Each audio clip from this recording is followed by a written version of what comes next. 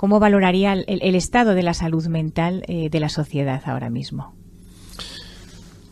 Yo empecé a interesarme por el tema emocional cuando entré en la Facultad de Medicina. Tenía 17 años y a mí me impactó muchísimo un libro que leí escrito por una persona que luego fue profesor mío en los cursos de doctorado, el profesor Pedro Lainentral, uno de los grandes de la medicina, catedrático de historia. Y en este libro se hablaba de que hace 2500 años la escuela de Hipócrates, todos hemos oído hablar, o creo que casi todos hemos oído hablar del juramento hipocrático, habían descubierto que la conexión emocional, que el mundo afectivo tenía un impacto directo en la salud. Lo llamaron el arte médico. Hoy el arte médico tiene un nombre mucho más sofisticado, se llama psiconeuroendocrinoinmunología, es decir, la manera en la que los pensamientos, la manera en la que los sentimientos a través del sistema nervioso y del sistema endocrino afectan al sistema de defensa. ¿Qué ocurre? Que a pesar de que esto se conoce desde hace 2500 años, seguimos arrastrando el paradigma cartesiano. La palabra paradigma viene del griego, quiere decir forma de ver, y Cartesio, Descartes, el filósofo, el padre de la filosofía racionalista, espectacular filósofo, pero cometió un error. Cometió un error que hay que entenderlo muy bien en el contexto de la época, muchos conflictos ideológicos, muchos conflictos religiosos, y él quiso separar todo lo que era psicológico, todo lo que era mental de lo que era físico. A lo que era psicológico, a lo que era mental, a lo que era afectivo, él lo llamó la res cogitans. Es decir, el cogito era, digamos, el pensamiento, el intelecto, ¿no? Y a todo aquello que se podía medir, que se podía pesar, como por ejemplo el cuerpo físico, le llamó la res extensa. Y para él, res cogitans y res extensa no estaban conectados. Pero obviamente él, hombre sin duda inteligente, sabía que de alguna manera todos tenemos la experiencia de que lo mental te afecta a lo corporal. Totalmente. Es que todos sabemos, el nudo que se hace en el estómago, el corazón que se te desboca. Y tuvo que arreglar un poco esta situación conectando la res cogitans y la res extensa en un punto muy importante hoy en día, que es la epífisis, una glándula que está en la región posterior del tronco del encéfalo, que es la base, es donde se produce la famosa melatonina y donde se producen algunas sustancias realmente sorprendentes. ¿Qué ocurre? Que hemos seguido pensando durante siglos que la parte mental, que la parte afectiva, no tenía verdaderamente un impacto en la parte física. Y es curioso porque yo en mis 6 años de estudios de medicina nunca hubo ninguna clase, ninguna sesión para hablar específicamente de cómo lo mental, cómo lo psicológico, cómo lo afectivo tiene un impacto directo en lo fisiológico, incluso en lo anatómico, ¿no? ¿Qué pasa? Que hoy centros como la Universidad de Harvard, pionera en el mundo, Stanford, Berkeley, algunos centros más importantes del mundo llevan años, Harvard lleva cerca de 40 años, estudiando esto y demostrando, sin género de dudas, que hay una conexión enorme. Es decir, que lo mental afecta a lo fisiológico. Lo mismo que lo fisiológico afecta a lo mental. La persona que cuida su nutrición, la persona que hace ejercicio físico, que duerme lo suficiente, mentalmente está mejor. Si es que no es una cosa de creérsela, es una cosa de verificarla. De la misma manera que la persona que tiene pensamientos más positivos, a pesar de la dificultad, que da más valor en su vida al amor que al miedo, es una persona que fisiológicamente está mejor. Pero vamos, es que se ha demostrado que afecta hasta a nivel de la expresión de los genes. ¿Qué ha ocurrido hoy en día? Pues lo que ha ocurrido hoy en día es que esta situación nos ha sacudido en la línea de flotación, porque no solamente es un problema de salud, no solo es un problema, lógicamente, de pérdida de seres queridos, es que es un tema económico, es un tema social, es un tema político, entonces no hay ningún aspecto que no haya sido tocado. ¿Y qué ocurre cuando el ser humano se encuentra ante una crisis tan profunda? Que toma un papel sorprendente, un papel que de manera habitual tienen los niños, se convierte en un buscador. Empieza a buscar algo que realmente le dé sostén. Cuando las instituciones te fallan, cuando las cosas te fallan, empiezas una búsqueda interior. ¿Qué ocurre? Que la parte positiva, una de las partes positivas de esta situación es que hay cada vez más personas que están buscando en su interior la base de la felicidad. Claro, en el mundo exterior podemos encontrar la base del bienestar, pero no es lo mismo que la felicidad. El bienestar es el goce de los sentidos. O sea, si yo viajo en un coche bueno, pues es más agradable que si yo viajo en una tartana. Si yo como algo rico, es más agradable sensorialmente hablando que si como algo que está pasado. Pero eso es lo que da de sí. La felicidad es el gozo del corazón y siempre viene de dentro. Por eso confunden personas que tienen tan poco y son tan felices. Y confunde tanto personas que tienen tanto y son tan infelices. Lo cual no quiere decir que tener mucho quiere decir ser infeliz. Pero estar apegado al tener evita el ser. Entonces, la oportunidad que tenemos es reconectar con esa profundidad que hay en nuestro interior. Porque ahí es donde verdaderamente está la luz. Yo creo que a mí me gustaría que nos planteáramos que en lugar de estar constantemente diciendo a ver cuándo vemos la luz al final del túnel, cada uno de nosotros dijéramos si la luz está en el interior de cada uno de nosotros. Cuando uno viaja por un túnel, porque es verdad que esto es un túnel, no nos vamos a engañar, esto no es el paraíso, la situación actual, viaja por un túnel, pero tiene una luz, se viaja de una forma completamente distinta. ¿Por qué? Pues porque no estás atrapado en la oscuridad. Es verdad que hay oscuridad, pero la oscuridad no te atrapa, puedes seguir avanzando, puedes seguir con ilusión. Entonces, es un momento muy importante también para mandar un mensaje, yo creo, que trascendental. Las personas pasamos por momentos malos, a veces físicamente, nos duele una rodilla, nos duele un diente, lo que sea, y pasamos a veces por momentos psicológicamente muy difíciles. Y eso no nos convierte en personas blanditas, ni en personas impotentes, ni en personas enajenadas. Lo que nos convierte es en personas que necesitan ayuda. Y no tenemos que tener ninguna vergüenza en pedir ayuda. Y decir, voy al psicólogo, voy al psicoterapeuta, voy al psiquiatra o voy a leerme un libro para gestionar el estrés.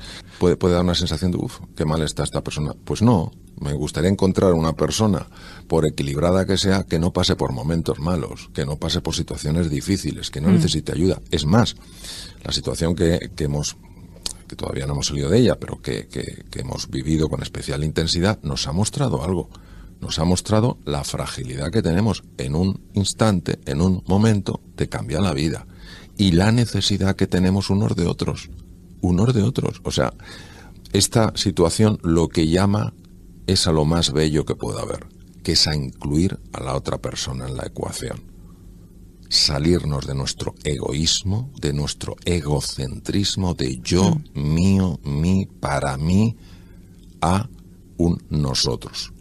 A mí me encantó cuando leí a Martin Buber. Martin Buber fue un gran filósofo alemán, con un dibujo tan claro de lo que es esto. Él decía que nosotros podemos ser el centro de una circunferencia. Es decir, solo nos importa lo nuestro, el resto indiferentes. Podemos aparentar que sí nos interesa, en lo que un gran amigo mío me comentaba que él llamaba cumplimiento. Da la sensación que me intereso, pero en el fondo no. Pero podemos ser también el centro de una elipse. Qué bonito, porque una elipse no tiene un centro, tiene dos. Entonces, yo creo que es bonito, porque uno no puede quererse más a sí mismo de lo que quiere a los demás, ni puede querer a los demás más de lo que se quiere a sí mismo. Entonces yo creo que cuando uno conecta con esta dimensión, pues toca precisamente con un aspecto que aquí estáis constantemente poniendo sobre la mesa, que es la belleza. Aristóteles hablaba de la unidad, de la verdad, de la bondad y de la belleza. Los ponía juntos. Es decir, cuando hay unidad, ¿verdad que hay belleza? En una empresa, cuando ves a las personas unidas, eso es bello. Te da una sensación de belleza. Cuando las ves enfrentadas, no. La verdad es bella. ¿Por qué? Nadie dice que sea fácil. Es bella porque te abre el camino a reconectar con la realidad. Y cuando tú ves un gesto de bondad, eso es bello. Y eso es bello independiente de la cultura. Entonces, ¿qué pasa? Que unidad, verdad, bondad y belleza son la esencia. Y cuando eso está presente en nuestra vida, todo funciona. ¿Qué es aquello que siempre refleja o invita a la unidad, a la verdad, a la bondad y la belleza?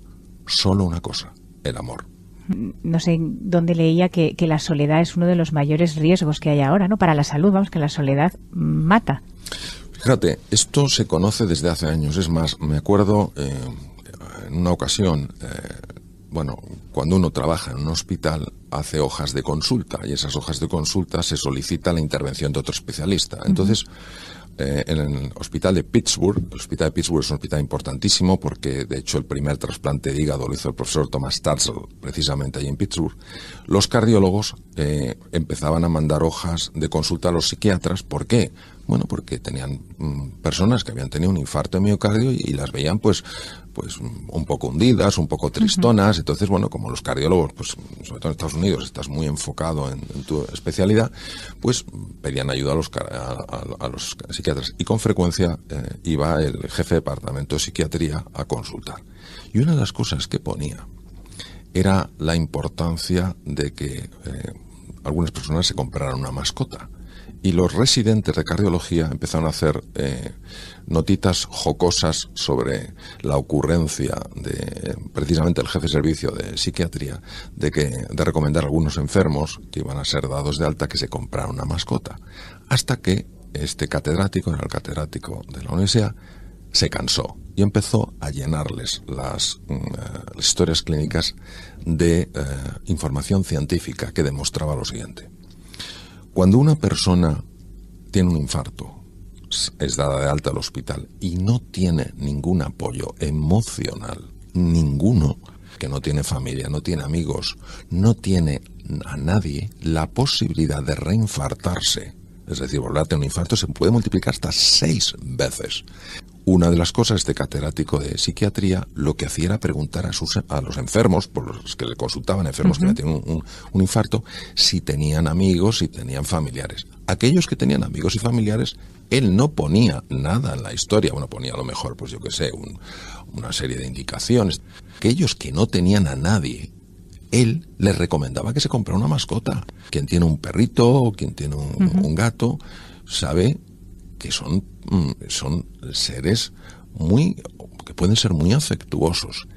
Y claro, lo que no entendían estos residentes de cardiología era la importancia de la conexión. Hoy sabemos que cuando una persona se siente rodeada por personas queridas, se activa especialmente una parte del sistema nervioso inconsciente, el sistema nervioso parasimpático, que tiene la capacidad de mejorar la inteligencia de una persona, mejorar la sociabilidad y reducir la posibilidad de infectarse. De hecho, y yo las he visto, se ve como las terminaciones nerviosas del nervio vago, que es parte del parasimpático, la parte fundamental, se colocan justo sobre las células de defensa.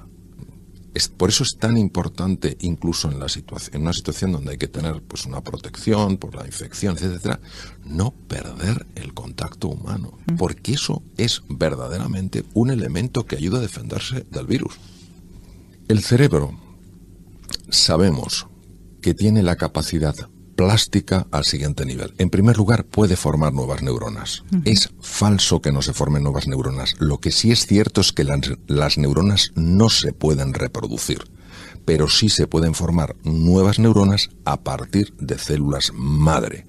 Y todos tenemos células madre en las cavidades cerebrales, en los ventrículos. ¿Dónde se ha demostrado que se forman nuevas células? Pues en los hipocampos, que son centros esenciales para reinventarse, es decir, para mejorar tu forma de ser, tu forma de estar, para gestionar el miedo. Y otro sitio donde se ha encontrado curiosamente es en los bulbos olfativos. Es decir, para el ser humano probablemente el olfato ha tenido una importancia extrema y hay que asegurarse de que ese tema esté siempre cuidado y haya neuronas. Y además no hemos de olvidarnos que el olfato es el único sentido que va directamente al cerebro emocional sin pasar por una estructura que es el tálamo. Entonces, lo interesante es el entender estas dimensiones. Entonces, primero la formación de neuronas. La segunda es la formación de nuevos circuitos. Se forman nuevos circuitos de tal manera que neuronas que antes no interactuaban, ahora sí interactúan. Es como si en una empresa el departamento comercial y el departamento de I+D no están interactuando y ahora empiezan a interactuar, pues lógicamente I+D tendrá en consideración la parte comercial y la parte comercial tendrá en consideración lo otro. Es decir, mejoramos.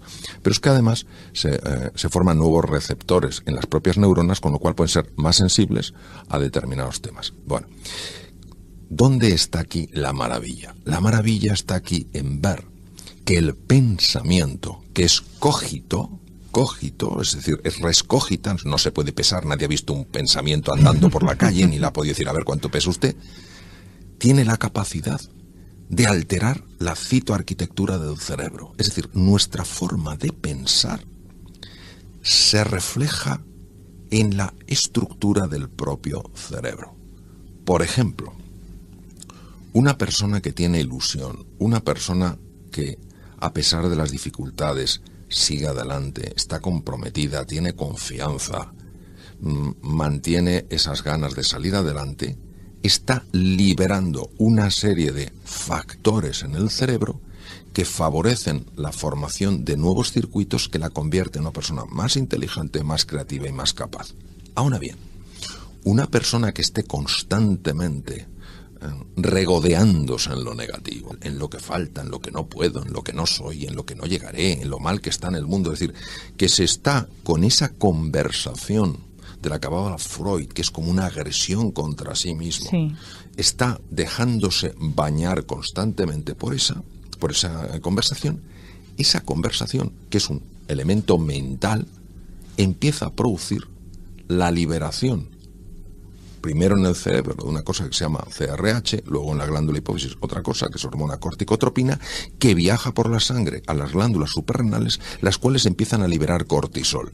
Ese cortisol pasa a nivel cerebral, atraviesa lo que se llama la barrera hematoencefálica, se combina con una subida de glutamato, que es un transmisor excitatorio en el cerebro, activan el gen de la apoptosis. Y esto qué cosa más rara es el gen de la muerte celular. Empiezan a morir neuronas. Eso es una cosa que se ha probado, ha demostrado clarísimamente. Pero fíjate qué cosa más bonita. Uno de mis maestros, el profesor Richard Davidson, en el laboratorio más impresionante que he visto en mi vida en neurociencias, en Madison, Wisconsin, ha demostrado que una persona que entre en un estado meditativo y empiece a imaginarse primero a personas queridas, transmitiéndoles ese amor, después a personas indiferentes, transmitiéndoles ese amor, deseo que seas feliz, deseo que haya alegría en tu vida, deseo que haya paz en tu vida, es un ejercicio puramente mental, y que luego empieza a atraer a su mente, por medio de la imaginación, esa cualidad a la que Einstein decía que era más importante que el conocimiento, empieza a traer a su mente una persona que no le cae bien, y empieza a decir, deseo que seas feliz, deseo que haya bienestar en tu vida, deseo que la paz exista en tu vida, etcétera. ¿Qué ha observado? Ha observado que empieza a reducirse físicamente el tamaño de la amígdala. No hablo de la amígdala en la garganta, hablo de la amígdala núcleo, en los lóbulos temporales del cerebro, donde está el centro del miedo. Qué cosa más bonita ver que la presencia del amor lo que hace es reducir el miedo, porque jamás ha sido el opuesto del amor el odio, nunca. El opuesto del amor siempre ha sido el miedo. Y aquí tenemos la primera demostración a nivel mundial que una persona que trabaja el amor hacia sí mismo, hacia los demás, te caigan bien o no, ese amor gratuito, ese amor sin condiciones, y fíjate, lo haces a nivel mental, empieza a reducir el tamaño del núcleo central del miedo. O sea, imaginemos lo que sería vivir con menos miedo, menos asustados, menos temerosos. Lo cual no quiere decir que ante un depredador, ante un asaltante, no lo reconozcamos y tomemos medidas. Quiere decir que no vivimos asustados. Del ectodermo salen específicamente dos grandes sistemas. El sistema nervioso y la piel. Algunas estructuras que no son sistema nervioso y piel, pero son pequeñas, pueden también tener parte en el ectodermo. Pero son los dos grandes sistemas.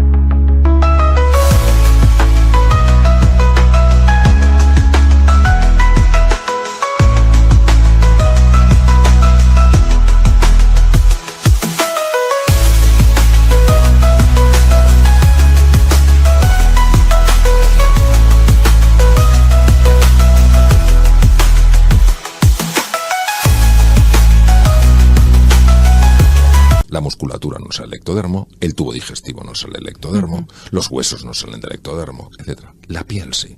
¿Qué quiere decir? Que tienen el mismo origen. Sí. Por eso acariciar.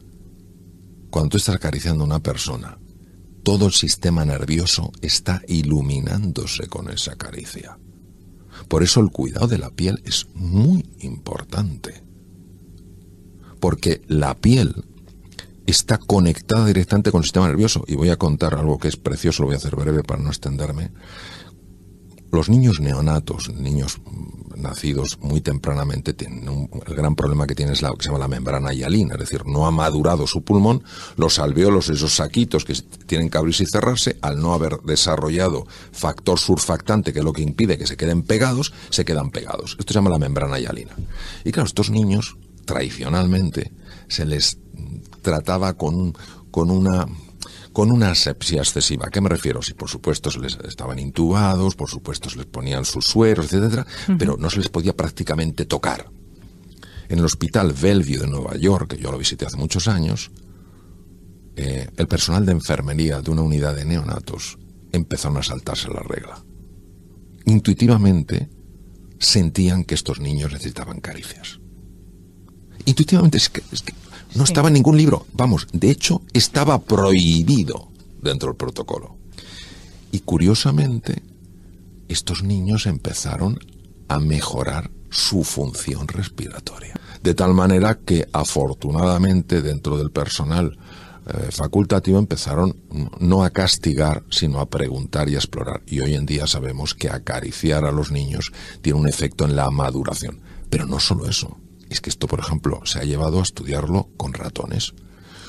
Tú a los ratones les separas de su madre, les puedes alimentar, pero no reciben caricias y esos ratones tienen todo tipo de lesiones y llegan incluso a morir. Tú, aunque les separes de la madre, lo digo para que veamos el impacto de la piel, les das con un pincelito suave en la piel y esos ratoncitos crecen estupendamente bien. La belleza es algo mucho más profundo, con mucho más calado y que, curiosamente, la dimensión superficial, la apariencia y la dimensión profunda, que tiene que ver más con el mundo emocional, están extraordinariamente interconectadas. La persona que se siente bien por dentro, que está a gusto en su propia piel, transmite algo especial. Su presencia es diferente. Es como si iluminara allá por donde va, ¿no? Y creo que eso es precioso, ¿no? Y podemos ver personas con una piel muy arrugada y, sin embargo, que decimos, qué bella es esta persona. Y, sin embargo, hay otras que pueden tener una piel mucho más juvenil y hay algo que no nos llega. Es ese aspecto tan bonito de lo sutil, tan bonito de lo que para mí forma parte del misterio.